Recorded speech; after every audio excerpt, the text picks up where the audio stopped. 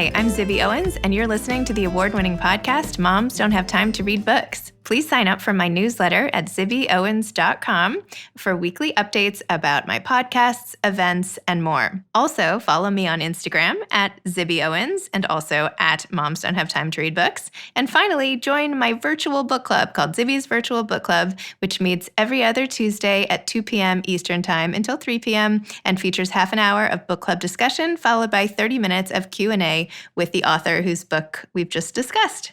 You can sign up on my website, zibbyowens.com, under the virtual book club section, or even on Instagram under the link in my bio. I hope you'll find me in all these different channels and enjoy this podcast. Hi, everybody. So today, the sponsor for my podcast is my other podcast. I am launching Moms Don't Have Time to Lose Weight. It launched Monday, October 12th. And hopefully it'll stick around for a long time. It features women talking to other women about their journeys of their bodies and getting tips and commiseration and all the things we need so that we don't feel alone in trying to make our bodies feel better tomorrow than they do today. So check out Moms Don't Have Time to Lose Weight. And it's also a community now on Instagram at Moms Don't Have Time to Lose Weight. So if you fall into that category like I do and so many of us, come join us. The door is open. Welcome to day 2 of the Children's Book Blast Week. I'm excited you're here, and I hope you enjoyed the episodes yesterday. Today, I have another 2 episodes. The first is with Lauren Tarshis. She's the New York Times bestselling author of the I Survived series with more than 30 million copies in print. She tells stories of young people and their resilience and strength in the midst of unimaginable disasters and times of turmoil. She's covered such topics as D-Day, Hurricane Katrina, the bombing of Pearl Harbor, and other world events. In this book, it's I Survived the California Wildfires, which is unfortunately a very timely book. In addition to being an acclaimed author, Lauren is a mom and an editor of Scholastic Classroom magazines, which includes Storyworks, an acclaimed National Language Arts classroom magazine. She currently lives in Connecticut with her family and can be found online at laurentarshis.com. Hi. Hello. So nice to see you. You too. Look at your beautiful, it's like a monk's chamber of books. Yes, it is. Oh my gosh, wait, I should shut that door a second before my son comes in. We're still doing like gradual back to school. And How old is he? He's 5. I also have a 7-year-old and 2 13-year-olds. So oh my goodness. He does like every other day. And next week he'll go back for good. But what about you? You have 4 kids too, right? We do, but they're much older. I feel like everyone but our oldest is home. It's like we are sort of like a WeWork meets the Waltons. That's what I feel like the vibe I'm trying to create. So we've got my youngest is 16. So she's able to manage her hybrid schooling pretty independently. Thinking of your, 1-year-old particularly. They're in school though. I mean, it's crazy. They're doing Zoom in the afternoons, but the mornings at least they get to go and it's so nice. Where to run around. We're in New York City and we just came back.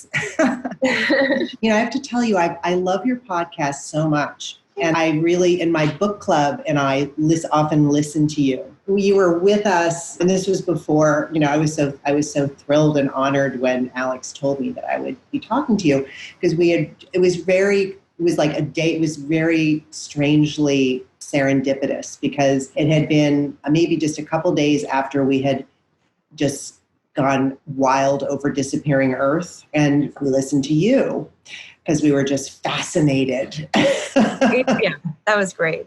That book, in fact, I would love to change the topic of our podcast. Let's talk about that, because I'm sure everyone wants to hear my opinion about Disappearing Earth.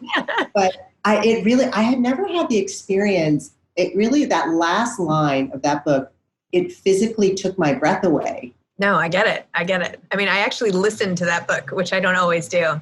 And I feel like I was so immersed in it. And I don't know, there's something about listening to books that, I don't know, it's almost like you're more, I don't know, I can't explain it, but hopefully you know what I'm talking about. But. Yeah, I actually like to toggle between them. It's very decadent, but I'll have the hardcover of that and then listen to it. And especially for that one, because I read on a low level, so I need a lot of support. So just having her pronounce all the names and the places, the audio helping in that way, then going back to the book. What do you mean you read at a low level? Well, meaning actually I was a terrible reader. It's like the first thing I tell the children when I go to a school. I didn't read a book till I was 14.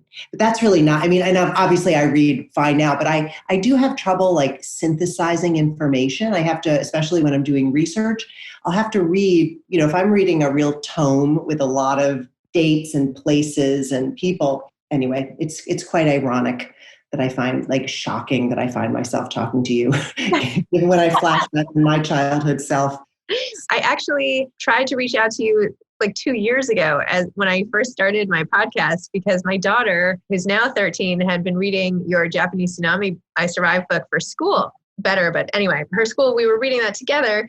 And I was like, this book is amazing. I have to. And she's like, oh, do you think you can interview the author? I was like, I don't know. I'll try. But I was so new to it. So I don't know. Did you come to me directly or did you go through Scholastic? No, I think I emailed you on your website or something. Oh, no, that makes me feel. There was a period of time, my reader mail is a source because I try to answer everyone. And it's like, it's a source of, as I'm getting older, I'm trying to like let go of shame and guilt. But it's like, I'm haunted by it because I expend a large amount of energy and then still I hear from kids like, you never wrote me, I never heard. Anyway, well, I'm glad you forgave me. Yes, I forgave. No, and at the time I was so new to it. I think, I didn't know to go to publicists and like now, anyway. Well, I normally, I would have leapt at the chance had I been, focused on it. Well, all to say, it's so nice to be able to talk to you. I can't believe you were saying you're a sort of a slower reader because the amount of research and information and the way you create environments makes everybody feel like they actually lived through all your stories. Like for real, like I feel like I'm like traumatized after I finish reading because I'm like, oh my gosh, I feel like I just survived all this stuff. It's amazing. So how do you do it? Like, first of all, how do you pick which I survived topics? How did you, I know I read somewhere that you had started it for your son, Dylan, on your website, you said that, but tell me about starting the whole series and how you now pick which disasters to focus on. Okay. So definitely you're right. This series was inspired, I think, by both my experience as a mom of 4 kids, my boys who were the older 3, the middle 2 particularly were not interested in reading at all. So I was always in that situation that so many parents are of just constantly trying to find books that would, light them up and this will be it and not succeeding. And at the same time, for many years, for 30 years, which is very staggering and now increasingly shocking number, I have worked at Scholastic in the magazine division. There's my dog. And so in that role, I spend an enormous amount of time with teachers and in classrooms and with kids and trying to take topics that are generally considered, that are either not engaging inherently or far removed from the lives of our kids. If it's a story about the Civil War or a story about Korea, anything, to try to make those engaging. So I found that through the magazine work that anytime I had a real child or a fictional child and put them in the middle of the story, those were the stories that their teachers wrote to me about and kids wanted to know more about.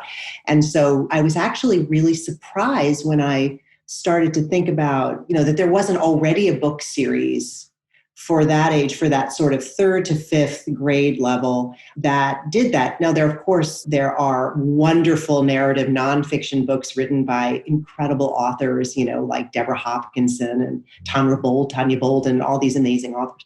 But there really wasn't anything in that between Magic Tree House and Lightning Thief. There was this gap in for my sons. So I think the hybrid experience for me of being the parent and the sort of author educator gave me that inspiration. And it is, you're right, they are an enormous amount of research because what I'm trying to do is with a very fine brushstroke, create these little, these vignettes for kids so they really know, what does it smell like, inside a tornado, actually, or, what does it feel like to hold a cannonball? So that's really that's the fun part of the research, but that does mean that it's not just a sort of linear research path of learning about a topic. It's really trying to find a lot of the research is ancillary. I'm looking at, kind of going down tributaries, hoping that will unearth, some incredible detail about, for my California wildfires book, which is unfortunately way too timely at this moment, was really wanting kids to understand, because what it was like for a firefighter in a wildfire. What are the sensory experiences that you would have if you had to deploy your fire shelter? So you're interviewing people and reading, very arcane firefighter blogs and, trying to get as close to the sources as you can, whether it's which is easier, obviously, for contemporary topics than it would be, writing about ancient Rome. But it's really, that's definitely the most exciting part. The most exciting part is being with kids and talking to you.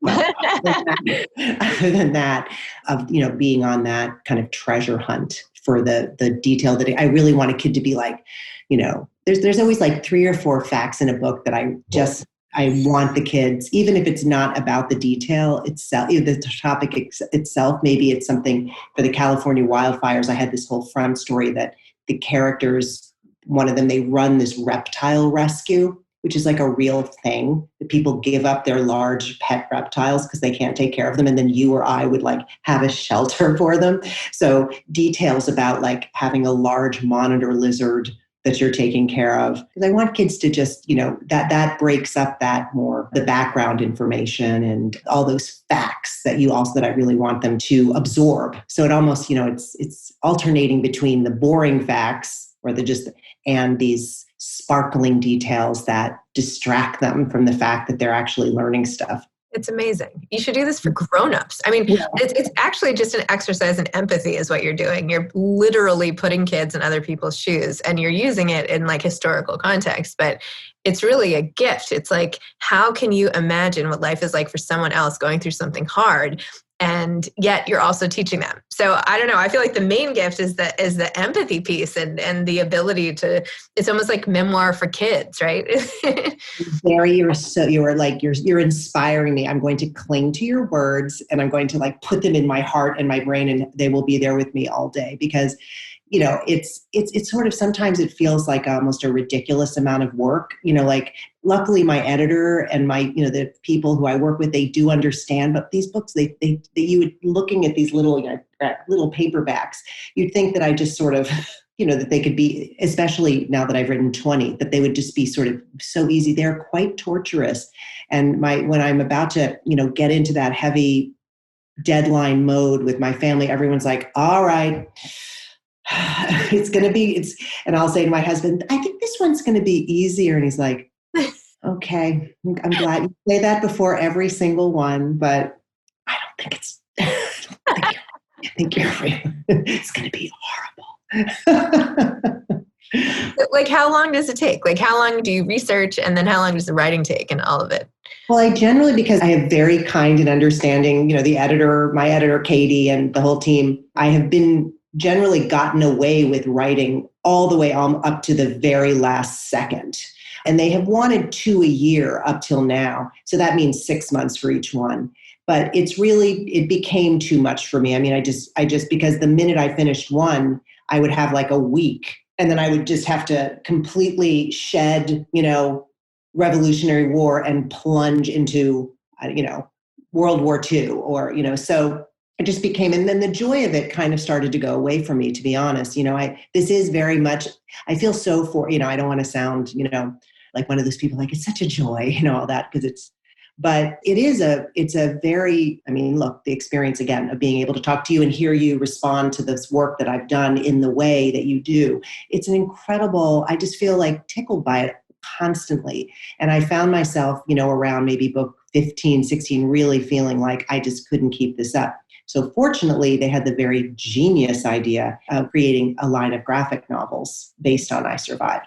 So they're, and I'm a little bit involved. They're incredibly kind about, I approve things. And there's this incredible author named Georgia Ball. She's a script writer for graphic novels, and she somehow interprets my stories in this really lyrical way. So the team just does a beautiful job, and I get to kind of watch and then weigh in on the history and all of that. So that now has enabled us to create a schedule, like an annual schedule that is much more, that leaves more breathing room. But it's really 6 months by the, researching. And one of the problems now is with COVID, I'm not able to travel. So I have traveled, except for Japan, and the bottom of the North Atlantic to see the Titanic. I've gone everywhere for the books because I do feel like that's a super important thing. And I like to take video there because I like to, be able to show the kids, what it would have been like for, the characters and for them to walk in the characters' shoes. And often the stories then give birth to nonfiction articles that appear in the magazine Storyworks. I don't know, which is like this beautiful labor of love that I create with a team at Scholastic. It's this ELA magazine. I'll send you some I'll send you Storyworks, the second grade version, which is so adorable for your 7-year-old. So, the work I do on I Survived, actually, many different sprouts come from it that end up blooming in different places. So I'm sure you have thought of this, but I bet there are a lot of people who would jump at the chance to help you do your research and like speed along the process of these books. Do you feel like it's hard to outsource that? You're so, I would love it. And I've had, but the problem is it goes back to what we talked about earlier, is that so much I've learned to create the character for the most part. That's the first thing I do now. And that's something I learned from my editor, Katie, who's only been doing the books for the past, I think, 3 or 4. But she's really helped me understand that I used to discover the character during the writing process and then have to go back and research to create additional experiences for my character to have these, epiphanies or opportunities for growth. But she was like, no, that is not. You have to figure out the character. It's like 101, I'm sure this is what your daughter's 13-year-old writing the character's journey. So that is something, that now I really do try to figure that out beforehand after a little bit of research, just understanding basically kind of the trajectory of the book. But then all of that great stuff, all those, it really is, I discover it accidentally. And sometimes what I discover in research, like I spent several days just researching helicopters for the wildfire story. And I learned that like the ones that many of the firefighters have loved the most are these old Hueys from Vietnam, from the Vietnam War. So just, that's the kind of thing that I couldn't have, that a researcher, and that became like the little chapter head spots, those helicopters, and they led me into this whole incredible world of like magazine articles and, blog posts by firefighter, helicopter pilots, the people who are now in Oregon. And that helped me create these 2 characters that are, one particular character in the book. One of the firefighters is this woman who is just, very badass, who's the best helicopter pilot in their CAL FIRE district. I know the forest fires now are raging again. It's like unthinkable that that your book would be coming out and be this timely. I know you mentioned it, but like, how are you, to say leveraging it sounds totally crude and commercial, but like, how are you getting the word out? Because now people are really suffering right now and could probably use this experience. You know what I mean? I feel like you should be like airdropping books of them to California or something. I don't know. It's a really good question. I've been in touch, the story of that book is it had a very wonderful emotional component, which is that one of the things that happens to me as the author of this series, but also in my role at the magazines, is that a lot of people do reach out to me directly in the aftermath of disasters. So this lovely woman named Holly Fisher wrote to me 4 days after the town of Paradise burned down. She had grown up there, and her son Lucas reads my books. And she just wrote me this beautiful email, like, I'm right. The camp, you might have heard about the fire that destroyed my town of Paradise. The fire is still burning. I think that you should come here. I know you'd have many people who would want to share their stories. So we got in touch, and there were other people who had written to me from those areas. So a few months later, my 3 of the 4 kids and my husband and I went to Paradise, and we met Holly and her husband, Josh, who's a firefighter who helped save people in a parking lot, unbelievable. And they took us around the ruins of the town. And then we went back in the summer to kind of see how things were. And I wrote an article about it for the magazine, and we created a video. And I wasn't really intending to write an I Survived book about it. But a lot of the kids said to me, are you going to write about this? And then I thought, I learned so much when I was there. And I do think it's a very important climate story, and it's a story also about, our relationship with nature. And, not all of it is climate. A huge part of it is, but it's also how we have, this interesting, I don't know if you remember the book, The Big Burn. I think it was Tim Egan.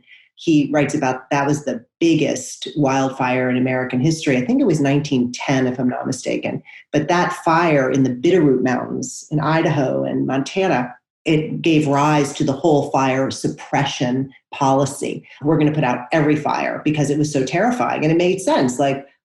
But people didn't understand how important regular fires were to forest health and preventing the overload of, dead trees and brush that is fueling. There's some crazy, it's like we could talk for a long time about this, but so I decided that it would be worthwhile to do, but I don't want to be like tweeting about my wildfire book every day, now that the wildfire book is burning. And I think if kids discover it, I'm in touch with Holly every day because they're in paradise. Their house, it survived. Nothing else in their neighborhood did. And she's very involved in trying to rebuild paradise.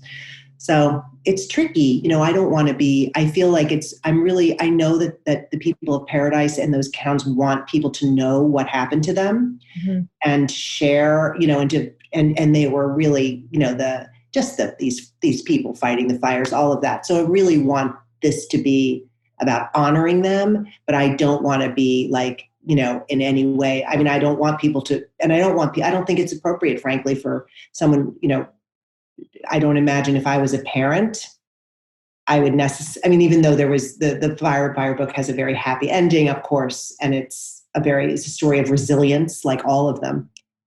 I keep thinking, if I was a parent in California, Oregon right now, would this be the book I want my kid reading? Maybe not. So later, when they can really connect, and for people elsewhere to empathize and to really want to engage and help people in the back. There's stuff on what you can do. So that I think is super important. Totally. I sat down, I tried to read it to my two little guys, who, as I mentioned, are 5 and 7. And I started reading it and they're like, but this is a fire. This is so scary. And I was like, okay, I'm going to say this for my own kids. Okay, you're too young. Sorry. It's true. I think that I have to, I'm continually, my daughter did not read my books. She was too scared. And I think that's fine. I think these are books that are for certain kids who are not going to over-identify. And so I hear you. And I don't, I recommend, I don't recommend them for very young kids. I'm shocked. I'll get letters from parents like, we just read the 9/11 book together to our kindergartner. Have you ever thought about writing an adult version? Like I Survived, it would have to be, repackaged, but I don't know. I just feel like there are a lot of grownups who could benefit from learning about the wildfires right now. We're learning about all these scenes and, a lot of grownups have such short attention spans now that almost, not that reading your younger kids' books couldn't benefit them, but I just feel like parents might be reluctant to read them on their own. But right. You have such great information and the sensibility behind them, not that you need another project, you're overwhelmed as it is, but I'm just saying, like, it's a unique skill to be able to take something that happens in the world and make it so relatable immediately that I feel like the world could really use even for grownups. That's all. Well, I think it would be, there are so many, that's definitely my favorite genre, the great narrative nonfiction writers. And there's so many of them. Is it William Longview? I can never pronounce his name. William Longview. He writes for The Atlantic. He wrote The Looming Tower. Tim Egan. There are just so many amazing authors who are doing this. And I read all of their books and I think, oh my gosh, it would be sort of a dream to be able to spend a couple of years. And even there was this great book, and I'm showing my age because I have zero short-term memory anymore. It's quite a problem, although people seem to be fairly indulgent. But there's a great book I recommend, which is the kind of book I would love to write, called This Is Chance. Have you heard of this? No. About the Alaska earthquake. It just came out this past year. It's so wonderful. And the author,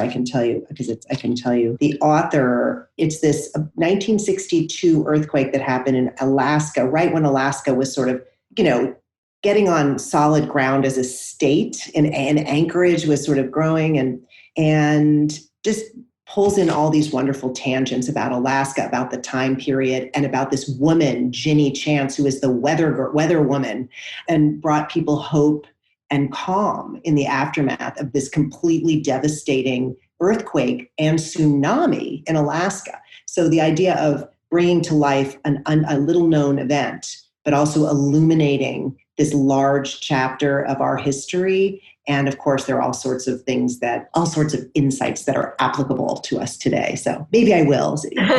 If you were going to write and I survived about something really awful from your own life, like what would that be about? Oh boy, that's a great question. No one's ever asked me that. From my own life, well, I think that I'm fortunate that as I always tell the kids, they're always like, did you live through any of those disasters? So I always say, well, I've seen a tornado from a distance and I've been through a bunch of hurricanes because you're on the East Coast, and I've been in an earthquake, but it was in California, but it wasn't a huge one. So I've never felt that my life has been in danger because of an event like the way my characters are. But I have been through, one of our sons had an illness that lasted a few years, and he's great. So, and fortunately it was not this dire, thing like many people experience, but, the experience, I think, of your life shattering apart, which is what so many people are experiencing at this moment, whether it's because of COVID directly or because of the economic collapse or because of now these fires. That's something that I, fortunately have not, ever been through. But of course, it's what we all know. I think that's what keeps me writing these stories in a lot of ways, is we think we have all this control over. That's what I've learned over and over. These two big lessons. We think we have a lot of control and that we can really, by being really careful or very planning in advance or disciplined or good, that we can forestall something, but we can't.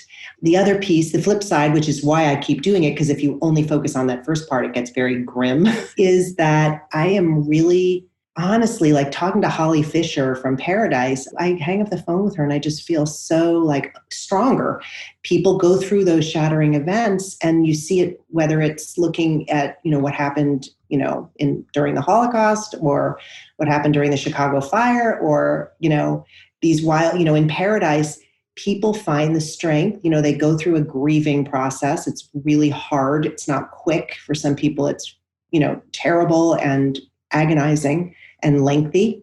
But people, for the most part, do find the strength somehow to go on and feel joyful again. And I'm sitting here, I'm in this beautiful office of mine because that used to be my mother-in-law's apartment, which is connected to our house. She died at the age of 97 a couple of years ago. So she lived with us for 10 years and she was a survivor of World War I and a refugee. And she just had a life that you cannot even, that should be a book. And one of my one regret is that I didn't write her story because I didn't think she wanted me to. And it wasn't until the very end that it was clear that she would have liked that. I thought she was going to write it herself.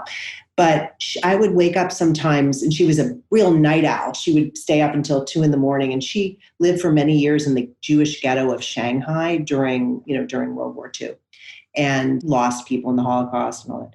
And I would, get up in the middle of the night to get a drink of water, or if one of my kids needed me, and I'd hear this noise coming from here. And it was her on the phone with like her friend Hilda in Rome, laughing, this joyful, Hilda Hudal. And I would think, after all you've been through, there's still a lot of joy. So that's, I think, what makes me happiest, what really gives me a lot of satisfaction, you can imagine, is when I hear from kids who are going through difficult things, and I learn, they write to me or their parents write to me and they say that the books somehow, kids who've been through difficult events they connect with my characters, and they find, it's not a trauma to read, it's not triggering them, but it's actually bolstering them in some way. So I think, of course, every person reacts differently, but it's been a lesson. It's a constant lesson through all the research. It's an inspiring takeaway. It's just super inspiring. And especially now, it's what people need. So, do you have any advice for aspiring authors? I think, yes. I don't know what you think, and I'd actually love, at another time we'll have to talk because I'm curious on your take after speaking to so many authors. But, I don't consider myself, a Julia Phillips-like literary novelist, Alice Munro, my heroes. But I really think of myself as a storyteller who is constantly working on her craft. Like I do embroidery. Here's my latest embroidery sampler that I did. It's very analogous. It's like you learn these different stitches and you practice them. and you notice one, like in Julia's book or in, one of the owls, I'll sort of see this amazing, like, look at this sentence, and I'll write it down and study it. So I think that writing is something it can be learned, and people improve, and that writing a few books that are bad and unpublishable is really part of that journey. So that's the advice, you have to start writing your bad books and looking at those as part of the learning process. I have heard from so many people, and it seems to me that the magic number is 3. You have to write like 3 novels before, like the third one might sell, but the first 2, you should just say, even though you think these are going to be like the Great American Novel, like it's okay if they don't sell at the end. Like most people have to write 2 full novels before they sell one. That's just my anecdotal. Yeah, I think you're totally right. And I also think, the other piece of it is that maybe it's different now, because I think people see, the world of writing and writers has changed so much over the past 20 years. And it's hard to make a living as a writer, right? So I think the idea of taking it on and not being as obsessed with becoming a bestseller, or saying, this is something I want to do. This is something I'm going to do. I mean, that was sort of my, I wrote like a really terrible first novel that I sent out like beautifully bound from Kinko's with a spiral to and imagining like the movie rights, and, maybe they'll ask me to do a cameo. It was terrible, but it wasn't my dad who was a writer. He was a freelance writer when I was growing up, and he worked for magazines, very scrappy when you could make a sort of living as a freelance writer. My mom was a teacher, and that helped. But my dad loved what he did, and he did all kinds of, all nonfiction. I remember when I proudly told him, I was writing, this novel, and I was very stressed. I wanted to finish it. And my dad's the nicest guy in the whole world. He never says a mean word, but he kind of looked at me and he goes, no one is waiting for your novel. And it was actually like, no one cares if you finish it. So take time and make it good. And the idea of wanting to finish something. So my 2 pieces of advice: feel great and excited about your, the books that you might consider bad. And then it is an ongoing learning process. So, and that's what makes it, I think, that's what makes it satisfying. Amazing. Well, Lauren, I feel like our time is sort of up, because I try to keep my show to 30 minutes, but I feel like I could sit here and chat books with you all day. And I hope that sometime we can get together or something. I would love it. I want to hear what your book club is reading and, all the rest. So well, your work is so wonderful. And I love, I've loved listening to your podcast, and it's very much, I sort of feel like I know you. So this is, it's been a huge treat for me to be able to spend time with you. So yes, please stay in touch with me. Right. Okay. Well, thank you, Lauren. I really appreciate it. Have a great day. Okay. Bye. Okay. Bye-bye. Thanks for tuning in to day 2 of the Children's Book Blast Week. I hope you enjoyed today's episode. I know I enjoyed recording it. Don't forget to check out my new podcast, Moms Don't Have Time to Lose Weight. Pretty soon, moms won't have time to listen to podcasts.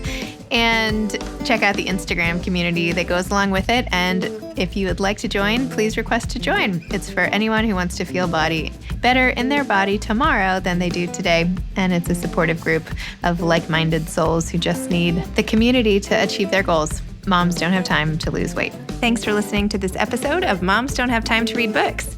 Don't forget to follow me on Instagram at Zibby Owens and at Moms Don't Have Time to Read Books.